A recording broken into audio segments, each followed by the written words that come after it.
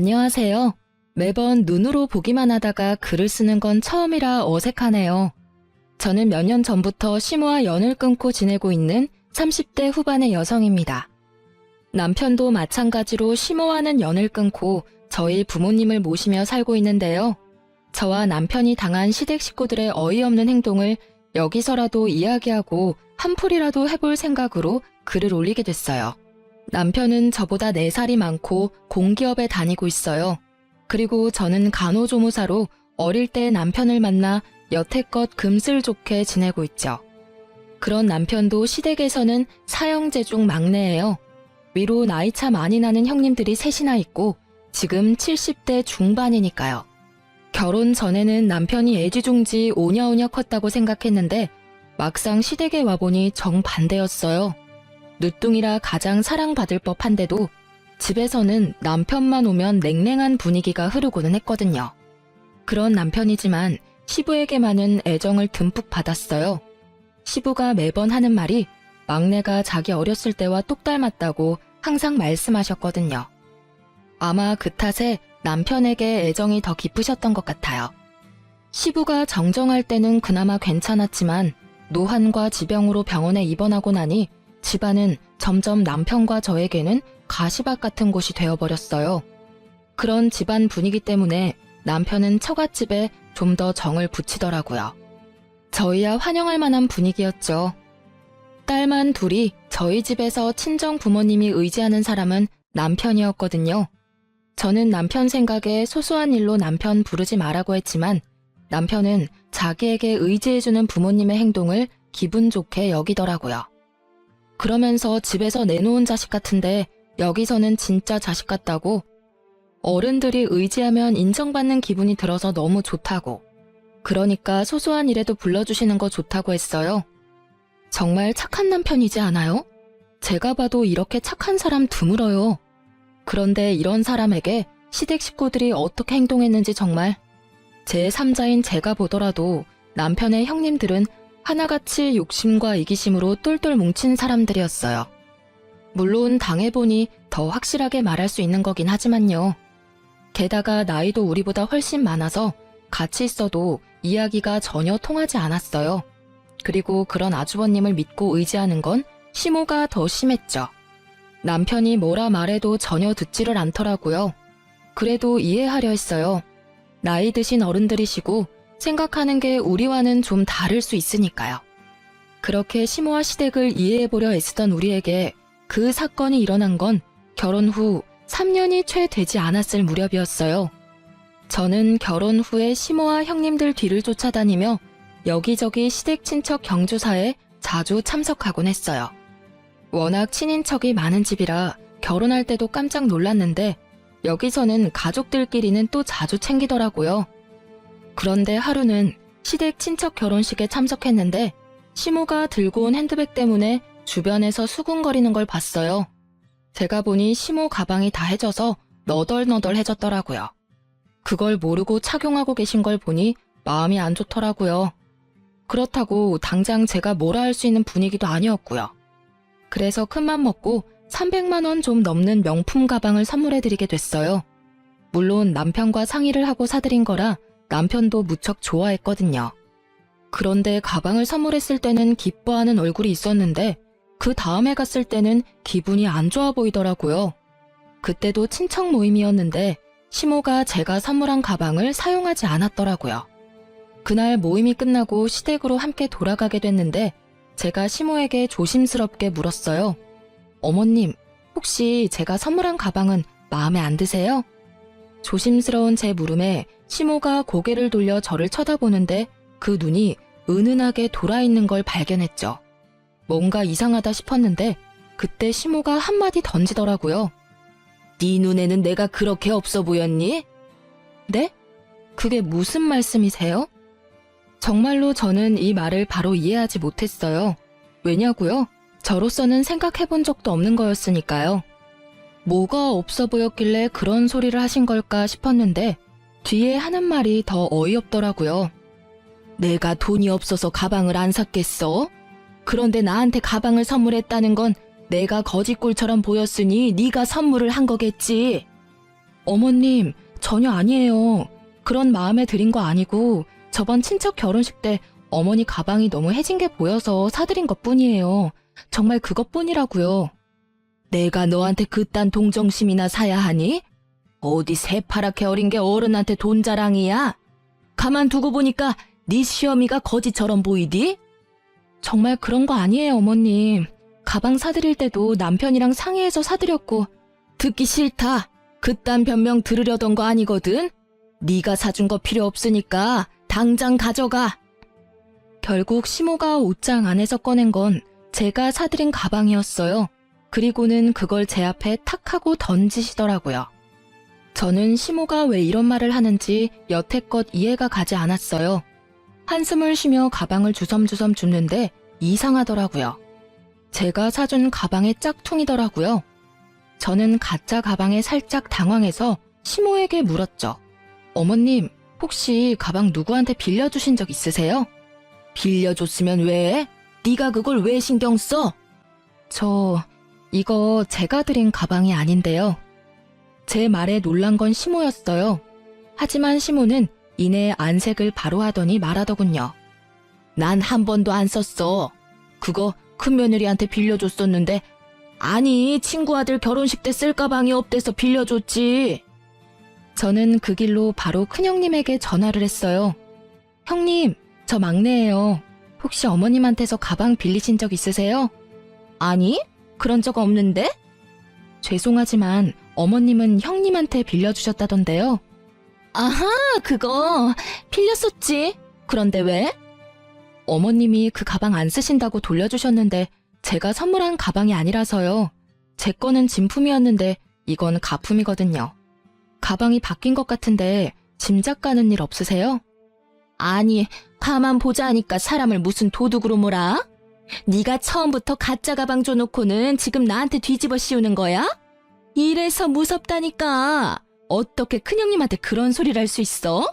버릇이 없어도 정도 것이지. 그런데 큰형님의 목소리에 시모가 도리어 더 표독스러운 표정을 지으며 제게 소리치더라고요. 야, 너 사람을 거지 취급한 것도 모자라서 가짜 가방까지 줬니? 기가 막혀서. 그래, 가짜 줘놓고 생색내니까 기분이 좋았어? 어쩐지 그 가방 들고 다니기 싫다 했더니. 죄송하지만 처음부터 그 가방은 진짜였어요. 짐작만으로 그렇게 말씀하시면 곤란하죠. 결국 저는 그날 남편과 큰형님을 시댁으로 불렀고 집은 한바탕 난리가 났어요. 이 일이 왜 큰일이 됐냐면 큰아주버님이 알게 됐거든요. 결국 아주버님이 집에 오셔서는 쌍심지를 켜고 저에게 삿대질을 하며 욕을 하더라고요. 어디 배운 거 없는 티내면서 윗사람한테 누명을 씌워? 그 가방이 가짜면 네가 가짜를 가져온 거지, 어? 새파랗게 어린 게 두 눈 동그랗게 뜨고 아니라고 거짓말을 해? 사람 그렇게 안 봤는데 참 웃기네. 내가 처음부터 마음에 안 들었어. 그래, 비싼 가방이랍시고 어머님한테 가짜 가방 주면서 생색내려고 했었어? 누구 뭐 돈이 없어서 그런 거 안 하는 거라고 생각해? 꼴 같지도 않게 시어른 거지 취급한 게 누군데? 아주버님들이 다 모이니 아주 파티가 났더라고요. 제 욕하는 파티요. 이 기회다 싶었는지 저한테 어찌나 욕을 하는지. 그리고 가만 듣다 보니 시모에게 거지 취급 어쩌고 말을 린 게 이 아주버님들 같더라고요. 마치 제가 시모 눈에 들어오려고 돈지랄했다는 식으로 몰아가더라고요. 그때 남편이 집에 와서는 제 결백을 증명해줬어요. 진짜 남편 아니었으면 큰일 날 뻔했거든요. 시모의 조카이자 남편의 이종사촌에게 전화를 걸더라고요. 그제서야 저는 처음부터 거기 전화를 했으면 모든 게 해결됐을 거라는 걸 깨달았죠. 나야. 우리 와이프가 사간 그 가방 말이야. 그거 혹시 가짜는 아니었어? 무슨 소리야. 우리 매장에서 직접 산 거고 내가 직접 차까지 몰아줬잖아. 그래, 그랬지. 근데 그 가방이 지금 가짜라고 누가 우기는데 네가 이야기 좀 해줄 수 있어? 뭐? 고모, 제가 그 매장에서 일하잖아요. 그날 포장도 내가 하고 차도 몰아줬어. 중간에 바뀔 틈도 없고 바뀔 수도 없었거든요. 분명히 그거 들고 고모네 집 들어가는 거 확인했으니까 걱정하지 말아요. 글쎄 며느리가 얼마나 마음씨가 고운지 색깔부터 디자인까지 꼼꼼하게 확인하고 사갔다니까요. 그럼 며느리 요새 구하기 힘든 거 아시죠? 농담까지 섞어가며 말하는 남편의 이종사촌은 제가 가방을 산 그 매장에서 일하고 있었거든요. 그녀의 증언에 저는 누명을 벗었고요. 그 말에 형님과 아주버님들은 모두 입을 꾹 다물더라고요. 세상에 그 시끄럽던 집이 한순간에 조용해졌다니까요. 내가 가만 생각해보니까 그날 바빠서 바로 못 갖다 드렸고 나중에 갖다 드리는 과정에 집에 있는 비슷한 가방이랑 헷갈렸나 봐. 큰형님이 그렇게 인정을 했어요. 그러면 뒤따라오는 당연한 게 있어야 하잖아요. 사과요. 그런데 아무도 저에게 미안하다 말을 안 하더라고요. 웃긴 건 도리어 이 상황에서 저를 더 몰아가더라고요. 에이, 그러게. 왜 집에 그딴 비싼 가방을 사와서 이 분란을 일으켜? 돈지랄을 하고 싶었으면 혼자 조용히 할 것이지. 왜 남의 집에 와서 비싼 물건을 선물해서 이런 일을 만드냐 이 말이야. 그게 말이에요? 아니, 이렇게 여럿이서 어린 제 와이프한테 할 소리 못할 소리 다 해놓고는 어떻게 사과 한마디가 없어요? 너야말로 계집년 치마폭에 폭 쌓여서는 가족이고 뭐고 눈에 뵈는 게 없어? 어디서 형님한테 큰 소리로 소리치고 난리야? 따지고 보면 다 그 가방 탓 아니니? 네 와이프가 그거 집에 들이지만 않았어도 이런 일은 없었을 거 아니야? 어머니! 남편의 절망과 답답함으로 가득한 얼굴을 보니 제가 참을 수 없더라고요. 아니, 무슨 이런 가족이 있어요? 선물을 줘도 날리고 시어머니 선물을 가져다 쓰고는 감히 가짜를 돌려주지를 않나. 아니, 그게 왜 제 잘못이에요? 잘해줘도 싫으신 거면 이제 앞으로는 관여 안 할게요. 그리고 이게 다 가방 탓이라니. 가방은 제가 가져갈게요. 형님, 어서 진짜 가방 가져오세요. 제 말에 아주버님과 시모는 다시 들끓어 여기 쓰지 못할 욕을 해댔고, 큰형님은 뭐가 그리 당당한지 차에 가서는 곧 제가 시모에게 선물했던 가방을 가져와서 툭 던지더라고요. 남편은 시모에게 더 이상 이 집에 오지 않겠다며 선언하듯 말을 던지고 저와 함께 시댁에서 나왔어요. 결과적으로는 시모와 만나지 않게 되어 도리어 더 편해지긴 했어요. 그런데 그 뒤에 진짜 웃겼거든요. 제가 그 가방을 중고로 팔아서 나온 돈에 제 돈 좀 더 보태서 부모님 크루즈 여행 보내드렸거든요. 그걸 카톡 푸사에서 봤는지 시모가 연락 왔더라고요. 넌 뭔데 우리 아들 돈으로 돈지랄 하냐고요. 그래서 저도 답해드렸어요. 제가 벌어서 쓴 제 돈이고 그 가방 팔아서 모은 돈이라고요. 그랬더니 시모는 별말 없더라고요. 그런데 옆에 셋째 형님이 계셨더라고요. 셋째 형님이 하는 말도 진짜 웃겼죠. 아무리 시댁에 화난다고 해도 명절은 꼭 챙겨야 하는 거 알지? 일할 사람 없으니까 꼭 와서 거들어. 딱 보니 혼자 일해야 할 것 같으니 저한테 시켜 먹으려는 게 눈에 딱 보이더라고요. 죄송하지만 어차피 며느리 취급도 안 해주는 사람들 뿐인데 제가 왜 거길 가야 하죠? 남편도 가지 말자고 이야기 다 됐으니까 알아서 하세요. 저는 명절 때 남편과 함께 시부를 보러 요양원에 갈 예정이었지만 그 사람들에게 말하지는 않았어요. 제 말에 셋째 형님이 화가 많이 나신 것 같았지만 무시하고 전화를 끊었어요. 제가 왜 그 사람들 이야기를 들어주고 있어야 하나요? 제 일도 바쁜데 말이죠. 어쨌든 시모와는 인연을 딱 끊게 됐지만 시부와는 여전히 따로 문병도 가고 연락하며 잘 지내고 있었으니까요. 그걸로 됐다고 생각하고 있었죠. 그런데 그렇게 1, 2년 지났을 무렵이었어요. 시부에게서 연락이 왔더라고요. 아니, 오늘 가족들 모두 모이라고 했는데 너희는 왜 여태껏 안 와? 많이 바쁘냐? 아버님, 죄송한데 저희는 아무 연락도 못 받았어요. 혹시 무슨 일 있으신가요? 뭐? 왜 연락을 못 받아? 내가 분명히 중요한 이야기 있으니 다들 모이라고 분명히 이야기했는데. 아이고, 그래. 연락이 안 갔을 줄은 몰랐네. 혹시 지금 시간이 되면 집에 좀 와보거라. 뭔가 눈치를 채신 듯 화가 난 시부의 음성이 살짝 누그러지더라고요. 저는 남편과 저녁을 빨리 먹고 시댁으로 향했어요. 오랜만에 가는 길이라 기분은 그리 좋지 않았지만 시부가 있었으니까요. 그렇게 시댁에 갔는데 이미 뭔가 한바탕 한 듯 분위기가 좋지 않더라고요.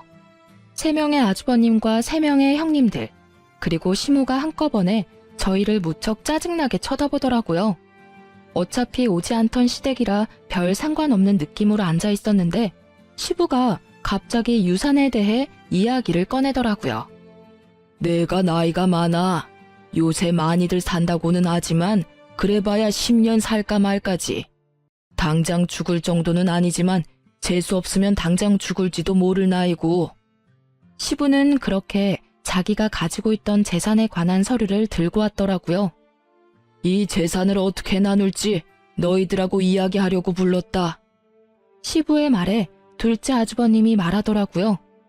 아버지, 유산 배분의 막내는 빼야 하지 않겠어요?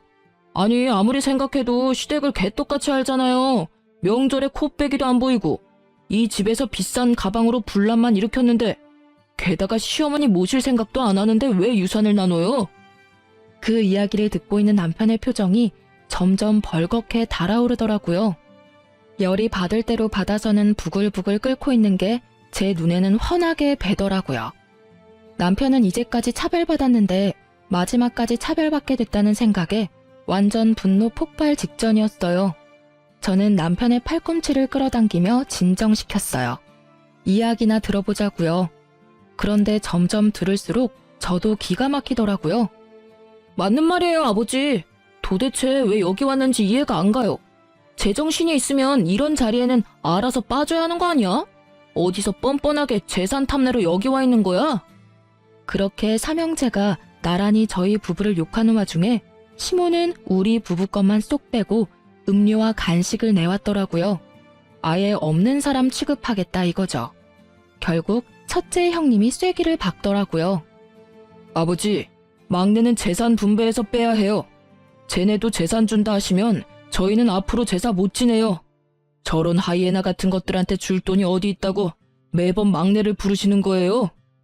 결국 이 대목에서 화가 난 건 남편이 아닌 저였어요. 아니, 재산 탐내는 하이에나가 누군데 우리더러 뭐라는 거예요? 우리는 여기 아버님한테 연락받고 왔고 이런 이야기 나올 줄 생각도 못했거든요. 세상에, 하이에나? 그러는 당신들이 하이에나지. 아버님 입원해 계시는 동안 제대로 와보지도 않았으면서 뭐 그렇게 효심 깊은 아들 흉내내고 있으세요? 여보, 진정해.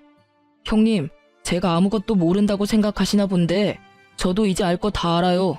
어차피 어머니가 저 빼고 나머지 형님들한테 어머님 가지고 계시던 재산 다 나눠준 거 아니까요. 그렇다고 제가 이제껏 그에 대해 말한 적 한 번이나 있긴 해요. 그 말을 듣고 새 형님의 얼굴은 썩은 동태가 됐고 시부는 그 말에 노발대발하셨어요. 아니, 그 재산을 왜 멋대로 애들한테 물려줬어? 당신 미쳤어? 그 재산이 당신 것도 아니고 내가 맡긴 거 아니야? 아니, 그럼 어떡해요. 애들이 다 힘들다고 난린데. 결국은 애들한테 물려줬어야 할 돈들인데 아까워요?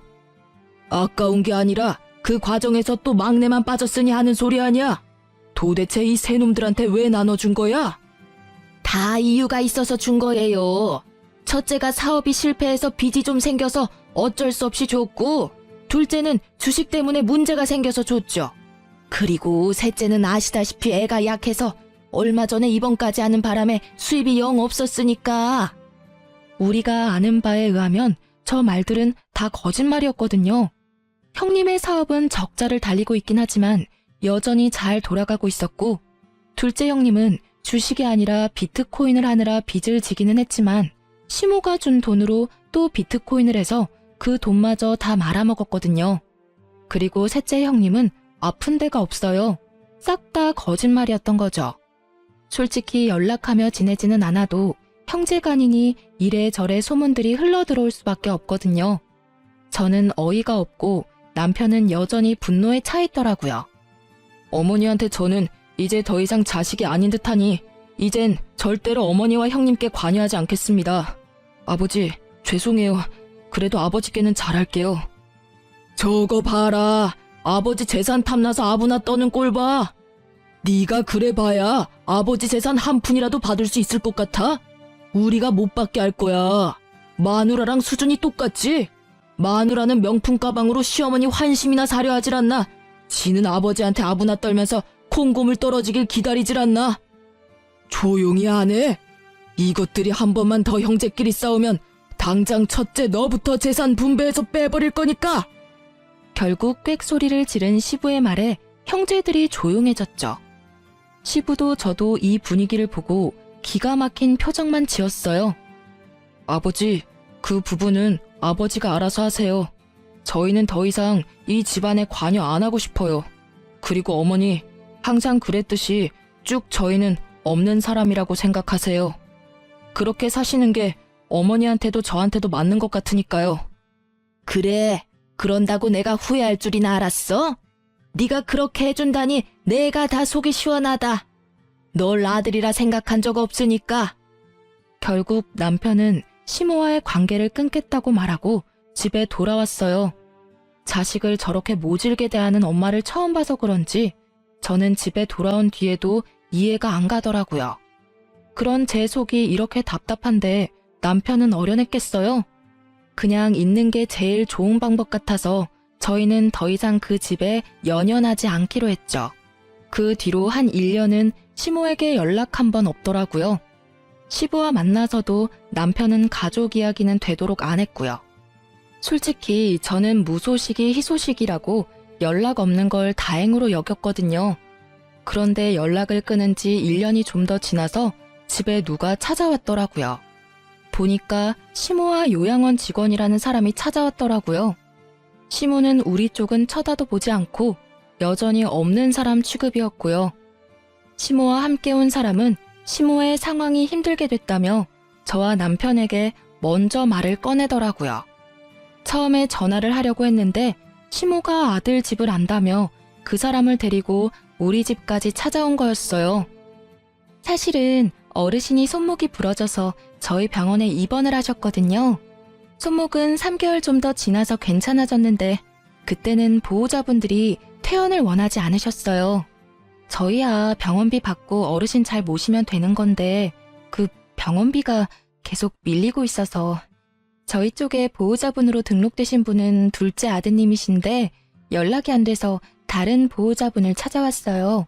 어르신이 막내 아드님이 계신다고 하셔서 병원비랑 보호자 변경에 대해서 상의를 좀... 죄송하지만 저희는 시댁과 영 끊었습니다. 그걸 원하셨던 것도 어머니셨고요. 지금 이렇게 오셔서 하실 말씀은 아니실 텐데 왜 여기 왔는지 궁금하네요. 남편을 아들 취급 안 하겠다 하신 건 어머니셨잖아요. 요양원 직원은 무척이나 간곡한 표현과 말투로 이야기를 했지만 저는 그런 직원의 말을 딱 잘라버렸어요. 그 이야기를 듣던 시모의 얼굴이 점점 분노로 가득해지더니 버럭 소리치더라고요. 너랑 이야기할 거 없다. 나는 아들이랑 이야기해야겠어. 들어봐라 얘. 둘째가 보호자로 되어 있는데 그놈이 연락을 안 받아. 첫째 놈은 내가 전화하니 모르는 사람 취급이고 자기는 내 자식이 아니니 다시는 연락하지 말라고. 셋째는 자기가 의료급여 수급자라며 자기 같은 처지에 노인 하나 더 맡으면 자기가 죽는다며 앓는 소리를 하지 뭐냐. 이 썩을 것들이 아주 지 어미를 호구로 봐. 울분에 가득 찬 시모의 목소리가 분노에 가득 차 있었어요. 그런 와중에도 남편은 지극히 평온한 모습이었고 저는 기가 안 차서 한숨만 푹푹 내쉬었죠. 그것뿐이면 내가 말을 안 해. 내가 가지고 있던 집, 내 명의의 집까지 홀라당 팔아먹었어. 입원하고 한 달도 안 돼서 다 팔아먹었더라. 이 되먹지도 못한 것들이 나 입원시킬 때 이미 잔머리 굴려서 생각해둔 게 틀림없어. 막내야, 너희 형들이 이 모양 이 꼴이니 내가 마지막 남은 내 아들 찾아온 게 당연하지 않겠니? 응? 결국 평온한 남편 대신 제가 화를 내고야 말았어요. 이제 와서 내 아들 운운하는 모습이 너무 뻔뻔하잖아요. 아니 어머님, 사고는 형님들이 다 치고 갔는데 왜 우리한테 와서 하소연하세요? 아주버님들이 연락이 안 되면 형님들께 연락해보시던가요. 그때 어머님이 이 사람 없는 사람 취급하셨을 때 이미 저희들과의 인연은 끊겼다고요. 좋다고 꺼지라고 한 게 어머님이셨거든요. 그런데 왜 저희가 형님들이 싼 똥을 치워야 하냐고요. 너 또 네가 문제야. 네가 내 아들 옆에서 아들한테 우리 사이를 이간질한 탓에 이렇게 우리 사이가 벌어진 거 아니냐. 막내한테 내가 잘해주지 못했다고 천륜이 그렇게 쉽게 끊기는 게 아니다. 엄연히 내가 먹고 입히고 재워줬으니 아들이 엄마를 책임져야지. 그게 인간의 도리가 아니냐. 인간의 도리를 운운하면서 그 아들을 차별하고 내친 건 기억도 안 나는가 보더라고요. 언제부터 아들 취급했다고 이런 식으로 막무가내로 구는지. 이렇게 밀어붙이니 막을 방도가 없더라고요.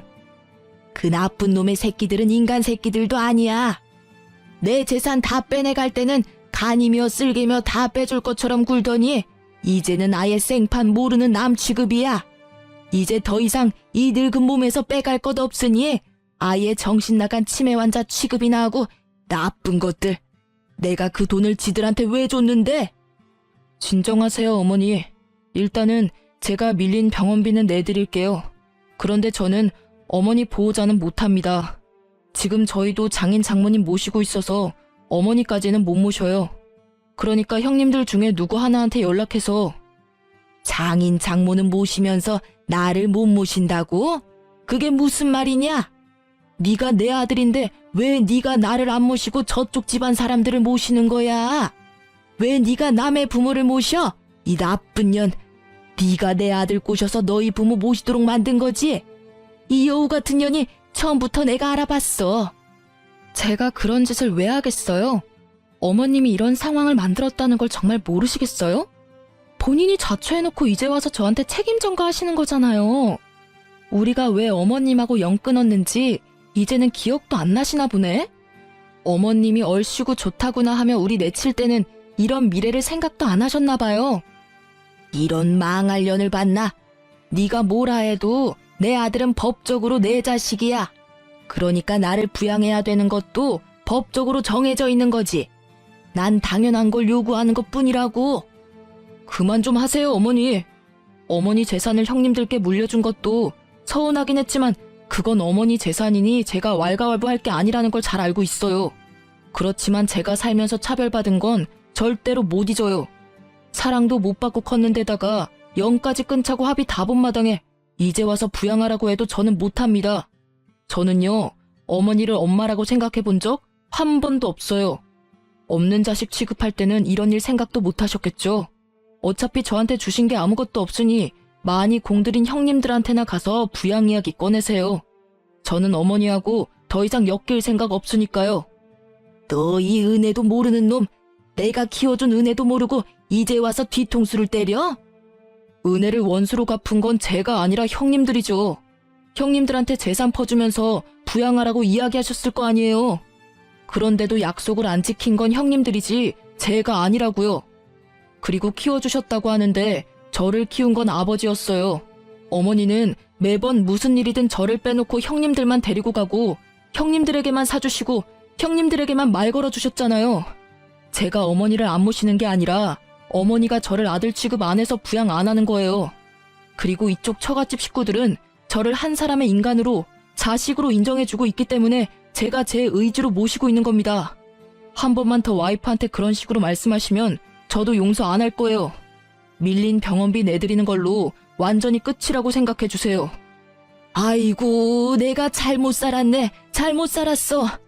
자식을 넷이나 키우고도 이런 취급을 받으니 내가 한참을 잘못 살았어. 지들은 다 혼자서 큰 줄 알지. 내가 그 마음고생을 하면서 집에 있게 해줬더니 이렇게 사람 뒤통수를 치고. 오냐, 너 같은 아들 나도 필요 없어. 내가 여기로 오겠다고 생각한 자체가 미친 짓이었지. 그래, 너 혼자서 아주 잘 살아봐라. 그렇게 화를 버럭 낸 시모가 씩씩거리며 밖으로 나갔어요. 그 연세에 참으로 정정한 그 모습에 함께 온 직원이 당황한 표정으로 따라 나가더라고요.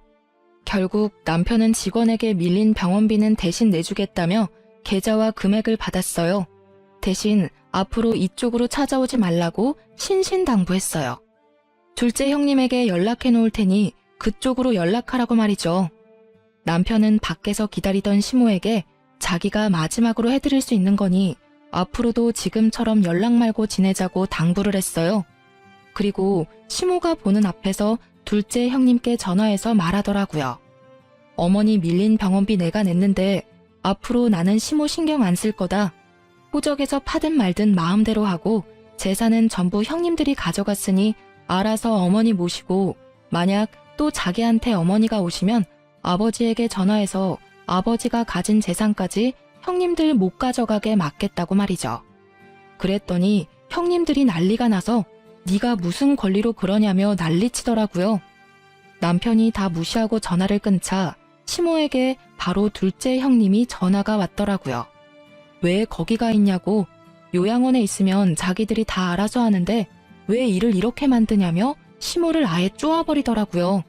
그런데 시모도 가만히 있지는 않더라고요. 너희가 다 연락을 씹으니 자기가 여기까지 와서 이 수모를 당한다며 네가 어떻게 그럴 수 있냐며 눈물 한 바가지 흘려주시고요. 저는 시모의 모습을 보면서 자기 무덤 자기가 판다는 속담이 머릿속에서 떠나질 않더라고요. 그러게 처음부터 남편에게 잘해줬으면 이 착한 남자가 효도하면서 어머니 모시고 잘 살았을 텐데 말이죠. 이제 와서 아들이라며 되돌리려 해도 이미 상처받고 틀어진 관계가 회복되기는 어렵잖아요. 결국 그 뒤로 또 시모와의 연락은 끊겼어요. 다행히 병원비도 잘 내는지 어쩌는지 저희한테도 연락이 없고요. 시부와는 자주 왕래하는 저희가 뜻밖의 사실을 접한 건 어머님 일로부터 한 달쯤 지나서였어요. 그때도 아버님이 그 사실을 알았던 건지 저와 남편을 부르더라고요. 시부는 시모에게 재산을 하나도 받지 못한 남편에게 자신이 가지고 있던 아파트를 하나 남겨주셨어요. 아버님이 직접 아파트 명의를 저희 앞으로 변경해 주셨죠. 그러면서 시부가 말씀하시더라고요. 너희 엄마 너무 미워하지 마라. 다 내 탓이야. 내가 밖에서 자식을 낳아오는 바람에 네 엄마가 비뚤어진 거니 내 탓이지.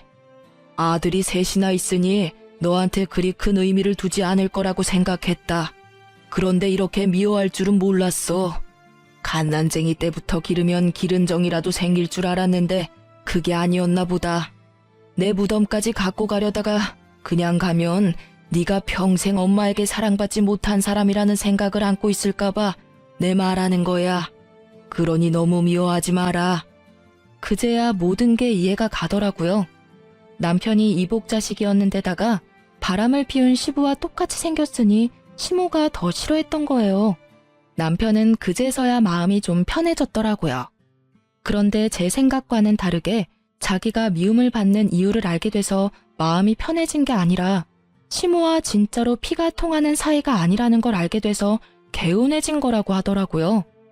딴에는 천륜이니 그런 걸 엄청 신경 쓰고 있었던 모양이에요. 그렇게 저희의 마음이 안정을 찾아갈 무렵 저희는 생각지도 못한 곳에서 시모와 재회하게 됐어요. 바로 남편의 사촌네 결혼식에서요.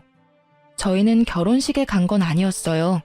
사실은 친정 부모님 모시고 웨딩홀 근처에 식사하러 나온 김에 호텔 근처 야외 커피숍에서 커피 좀 마시고 있었는데요. 하필 호텔에서 우연찮게 고모님을 만나게 됐거든요.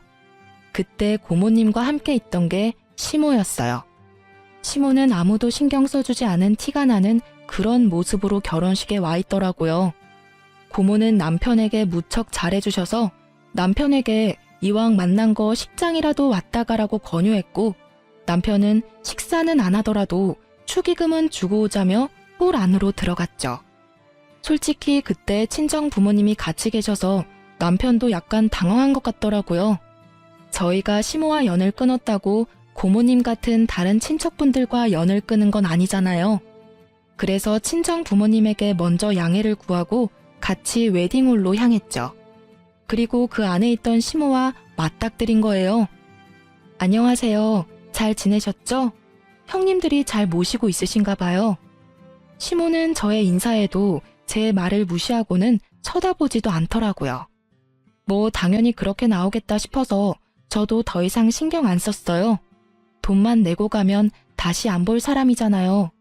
그런데 그때 고모님이 말하더라고요. 어휴, 너희 형님들이 어머니를 잘 모시겠어?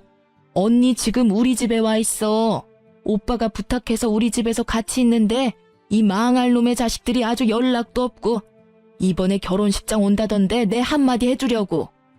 저는 솔직히 형님들과 아주버님들을 마주치고 싶지 않아서 남편이 빨리 오기만을 기다리고 있었는데 결국은 아주버님과 형님들이 먼저 저와 마주치게 됐어요. 그런데 저와 남편에게 상냥하게 말하던 고모님이 갑자기 새 형님들을 보더니 순식간에 돌변하더라고요. 그리고는 사람이 그래도 적은 화장실 근처로 데리고 가서는 형님들에게 한 소리 퍼붓기 시작하더라고요. 너희들, 내가 니들 보려고 여기 결혼식장까지 와 있을 줄 몰랐지? 어떻게 그럴 수가 있어? 어머니를 고모한테 맡겨놓은 자식들이 세상 천지 어디에 있어? 니들 그러는 거 아니야. 돈 다 받았다고 엄마를 없는 사람 취급하고 부양 안 하려고 안간힘 쓰는 거 내가 모를 줄 알아? 저와 남편은 그 대목에서 좀 놀랐죠. 저번에 남편이 시부말을 꺼내고서는 좀 잠잠해지나 했는데 그게 아니었더라고요. 돈만 내고 여전히 요양원에 모시고 있었던 것 같더라고요. 면회도 안 가고 사람을 계속 그렇게 가둬놓으니 결국 시모가 시부에게 연락을 했고 시부는 고모에게 연락해서 시모를 좀 봐주라고 한 것 같았어요. 참으로 대단한 형제들이다 싶었어요. 이렇게 고모의 한마디에 형님들과 아주머님들은 모두 시모를 외면하며 모르는 일인 척하고 있더라고요. 그러면서 하는 말이 더 웃겼어요. 아니, 고모는 외부인이면서 남의 집안사에 왜 그리 간섭이에요? 엄마 모시고 있다고 그거 하나로 우리한테 이러시는 거면 크게 곤란하죠. 저희도 요양원에서 어머니 잘 모시고 있었는데 그걸 강제로 빼온 게 고모잖아요. 내가 빼왔어? 니들이 병원비 또 밀리는 바람에 내가 돈 내주고 내가 데려온 거지. 너희들 아버지가 나한테 부탁을 하더라. 너희 엄마가 너희들한테 얼마나 잘해줬는지 몰라서 이런 식으로 굴어? 그래서 어떻게 할 거니? 엄마 모실 거야 말 거야? 내가 모시면 나는 너희한테서 돈 다 받아낼 거니까 알아서 하고 요양원에 맡길 거면 돈이라도 똑바로 내던가. 저희가 알아서 할 테니까 저희한테 넘기세요. 그러게 뭐하러 어머니 데려가셔서 사서 고생하시는 거예요? 그 말에 터진 건 고모님이 아니라 시모였어요. 야, 이 나쁜 놈아! 너 내가 너를 그렇게 키웠어? 어떻게 형제 셋이 나란히 나를 물먹일 수가 있어? 너희들 내가 연락할 때마다 바쁘다고 하면서 다른 형제들한테 전화하라며 미뤘지? 그리고 며느리들, 너희들도 마찬가지야. 내가 전화하면 바쁘다고 끊기 바쁘고 뭐 돈 나갈 일 있으면 돈 없다며 돈 원할 때만 찾지 말라고 소리 빽 지르고. 너희가 인간이야? 인간 탈을 쓴 짐승이지? 그래, 나한테서 돈 될 만한 거 다 가져가고 나니 이제 이 늙은이는 바람 빠진 풍선같이 쓸모가 없지? 이럴 줄 알았으면 내가 너희들한테 잘해줄 일이 아니었어. 막내 하나한테 다 물려주는 건데. 봐라, 지 부모도 아닌 처가 식구들까지 챙기며 살고 있는 걸 봐. 내가 저걸 보면서 얼마나 후회가 됐는지 아냐? 나한테 잘하겠다고 입으로만 백날 이야기하는 너네들이 아니라 행동으로 모든 걸 보여주는 막내한테 투자했어야 했어, 이 망할 놈들아. 결국은 시모의 분노가 터져버렸고 아주버님들은 또 그들대로 골이 날 대로 났더라고요. 아니, 그렇게 좋으시면 막내한테 가세요. 가시면 될 거 왜 우리한테 와서 들러붙으려고 하시냐고요. 좋은 자식 있으면 좋은 자식한테 가면 되시지. 아, 저번에 연 끊으시면서 절대로 안 본다고 하신 게 마음에 걸리세요? 그리고 막내도 생각이 있으면 어머니 받아주겠어요? 저희랑 다 같이 대놓고 차별하고 없는 사람 취급하셔놓고는. 너희들이 아니었으면 내가 그렇게 하지도 않았겠지. 그리고 너희들은 내가 가지고 있는 게 없다고 생각하나 본데 내가 가지고 있는 하나가 아직 있어. 그거는 너희한테 절대로 안 주기로 했다.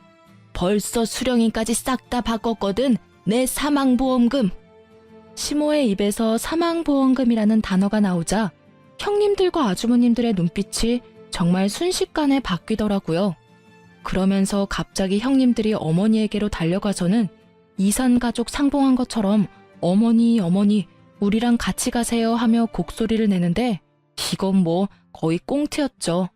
남의 결혼식에서 이렇게 웃긴 연극 찍는 것도 참 어찌 보면 대단한 재능이잖아요. 보통 뻔뻔해서는 이런 일을 할 수 없으니까요. 정말 그 꼴을 보는데 기도 안 차더라고요. 그런 가족들을 한심한 표정으로 지켜보던 고모가 한 말씀 던지셨어요.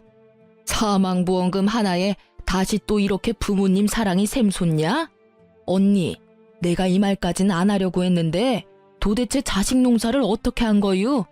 이 눈들 좀 봐. 세상에, 그렇게 모셔가라고 할 때는 왜 자기들한테 떠넘기냐며 눈에 쌍심지를 켜고 달려들더니 보험금 한마디에 아주 효자가 셋이나 생겼네. 말해봐요. 어떻게 키우면 저런 불효자를 셋이나 만드는지. 고모님의 빈정거림에 시모의 얼굴이 벌겋게 달아오르더라고요. 그럴 수밖에요. 그 사망보험금 단어 하나에 시모를 무시하고 이쪽 저쪽 보내기 바빴던 형제들이 아주 효자가 돼서 내가 모시네 너는 안 되네 하고 있으니 말이죠. 게다가 친척 결혼식이다 보니 남편 친척 사람들이 모두 모여있던 자리라 그 사람들의 눈을 완전히 피할 수는 없었거든요. 그 친척들이 혀를 차며 시모와 새 아주버님께 한 말씀씩 던지더라고요. 저것도 자식이라고? 자네 자식들은 없다 생각하는 게 낫겠네. 저거야 원 자식이 아니라 빚쟁이지. 돈을 그만큼 뿌리면 뭐래? 자식들이 인간이 덜 됐는데. 그래, 사망보험금 혹시라도 자식들한테 미리 넘기지 마. 그러다가 또 저번처럼 팽당하고 요양원에서 천덕꾸러기 신세 못 면해. 저것들 얼굴 봐봐. 저거 사람 얼굴인가? 아주 돈벌레 같은 인간들이구만. 그 훈수두는 말에 시모의 수치스러움이 극에 달했고 결국 시모는 아주버님들에게 너희에게는 절대 안 준다며 소리를 꽥 지르고는 나가버리더라고요. 저희는 뭐 시모에게 보험금이 있든 없든 알 바 아니니까요. 그 사람들 일이니 그냥 구경했죠. 좋은 구경 잘했어요. 많은 사람들이 처음에는 우리 남편과 제 탓을 많이 했거든요. 그런데 이렇게 많은 친인척들 앞에서 우리가 잘못된 게 아니라는 걸 아주버님과 형님들이 몸소 알려주셔서 저희는 나쁜 사람에서 벗어났거든요. 그 뒤로 고모님과 연락이 돼서 소식을 들었는데 참으로 딱하고 웃기더라고요. 새 형님들이 눈에 불을 켜고 시모를 쫓아다닌대요. 셋이서 피 터지게 싸우는데 유산 나눠 가를 때보다 더하다고 해요. 시모는 그런 자식들의 모습에도 도리어 화가 더 난다고 하시더래요. 그럴 수밖에 없죠. 이제껏 무시하다 사망보험금 때문에 자기한테 잘해주다니. 물론 보험금 받을 때는 시모가 죽고 난 다음이지만 그 전에 수급자 변경하면 또 버림받을까봐 전전긍긍 하고 있는 게 뻔하잖아요. 그런데 고모가 몰래 알려주시기를 시모에게는 사망보험금이 없대요. 사망보험금 이야기는 고모가 시모에게 이야기해준 거였고 시모가 그걸 이용하고 있다는 거더라고요. 그걸 모르는 형제들이 열심히 시모에게 돈을 쓰고 있으니 웃긴 꼴이죠. 저러다 사망보험금 없다는 걸 알고 나면 어떻게 행동할지 궁금하네요. 그러게 착한 막내 아들에게 잘 좀 해줬으면 평생 잘 모시고 살았을 일을. 본인 고생길을 본인이 알아서 가고 있는 게 참 딱하다며 고모님이 한탄하는 소리가 마음에 와닿더라고요. 저희 부부는 그런 싸움들에서 벗어나 친정 부모님들과 함께 여행도 다니며 진짜 가족다운 즐거움을 느끼고 살고 있어요. 시모와 아주버님들을 만나지 않으니 세상이 평화로워요. 남편은 결혼식에서 시모와 형님의 모습을 보고 하나도 변하지 않은 그들의 태도에 마음을 많이 놓았다고 해요. 그리고 저도 솔직히 그분들 덕택에 남편이 우리 부모님에게 많이 의지하고 또 의지되어줘서 고마운 상황이고요. 좋은 자식 내치고 하나같이 욕심 많고 이기심으로 똘똘 뭉친 자식들만 남긴 시모가 참으로 딱하지만 한편으로는 그런 행동이 저희 집에는 도움이 되어 다행이라는 생각도 듭니다. 제 사연이 생각보다 길었네요. 쓰다 보니 쌓인 것들을 풀어내느라 말이 길어진 것 같아요. 긴 글 읽어주셔서 고맙습니다.